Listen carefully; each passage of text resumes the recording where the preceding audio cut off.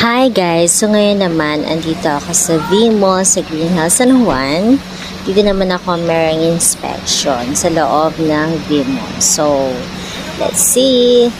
Let's go guys! Puntahan naman natin ang gagawin namin dito sa V-Mall, Green Hills, San Juan City. Let's go! Natin from here. Hindi na siguro dyan, ma'am. Ah, hindi na dyan? Mula saan? Dito? Ah, dito. Ang taas, oh. Hi, Arky. Good afternoon.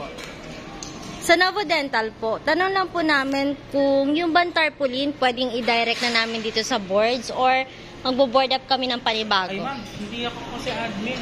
Kay si admin na lang namin itatanong. Pero kasi kung makikita nyo yung iba dyan, may mga tarpaulin. Oo. Naka-ano lang naman. Naka-direct lang.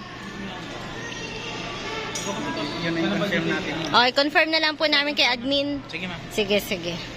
So, yan ang ibo-board up. Dalawang unit. Unit 304 at saka 305. So, dalawang unit to. Pasok ako sa loob. Under construction pa. Ito yung loob. Ito yung 305. Yan, may partition.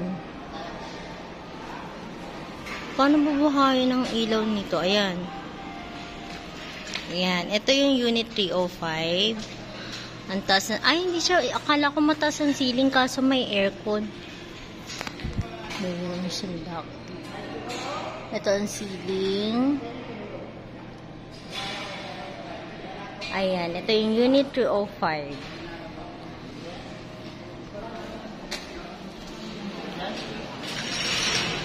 Then, ito yung unit 304. Ito naman yung 304. Pasok tayo sa loob. Akala ko mataas ang ceiling, hindi pala. Pero pwede na rin. Ayan.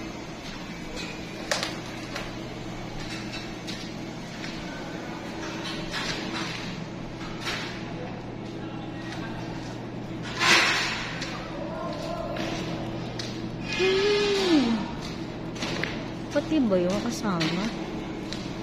Lawak. Jonas, Arky, kasama pa yon sa dulo? Atin pa rin yan? Ah, ito lang. Kasi ito, di ba ito partition ng 304 at saka 305? Ano yung tatanggalin natin?